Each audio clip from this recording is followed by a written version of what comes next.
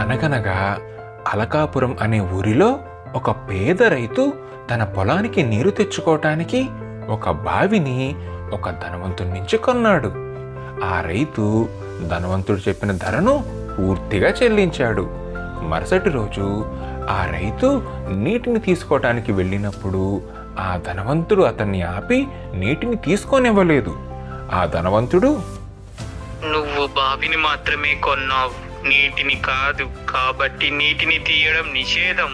రైతు ఏం చేయాలో తెలియక న్యాయం కోసం మహారాజైన అక్బర్ను ఆశ్రయించి తన సమస్యను వివరించాడు.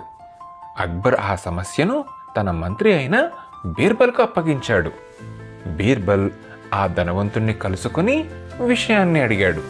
ధనవంతుడు రైతుకు ఏం చెప్పాడో బీర్బల్ కూడా అదే చెప్పాడు. బీర్బల్ గారు, మీరే చెప్పండి, రైతు బావిని మాత్రమే కొనుగోలు చేశాడు కదా, నీటిని కాదు కదా.